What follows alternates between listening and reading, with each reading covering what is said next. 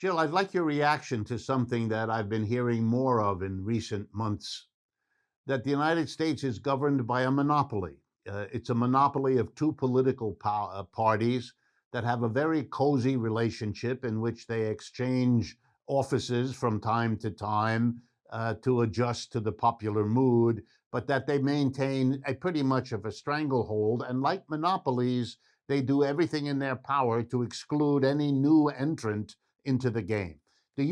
How do you react to that kind of an assessment of our politics?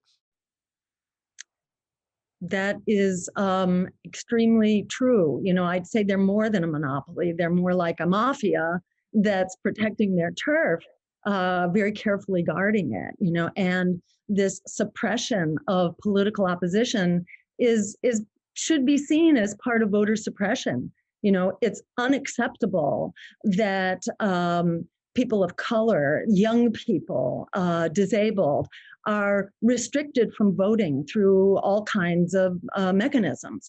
But we need not only, a right to vote, we have a right to vote for what we want and what we need. And we need to reject voter suppression in its usual forms, but we also need to reject voter suppression of progressive forces and progressive voters.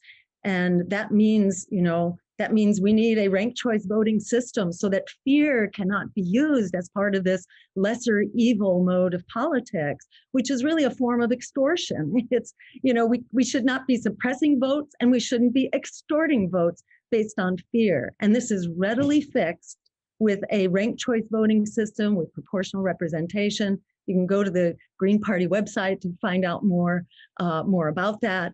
But these are solvable problems, and there's no getting out of here alive unless we solve them. So by fixing our political system, which entails a number of things, we need political opposition that is grassroots political opposition, not corporate, astroturf forms of opposition.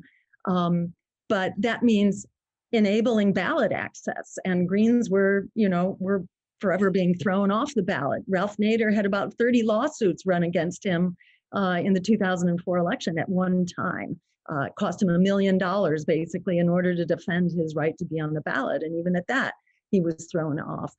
In the last election, Greens were thrown off illegitimately off of the ballot in Wisconsin and in Pennsylvania based on real distortions of their rules. This is not democracy. We're blocked from participating in debates. I know in 2016, 75% of American voters were clamoring, no matter where they stood politically, across the board. People want more voices and more choices.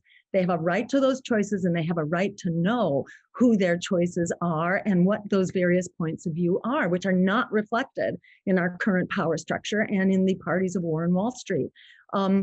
Censorship is reigning very strong right now, not only on social media, but being blacklisted from the media, and that is legacy media and not covered.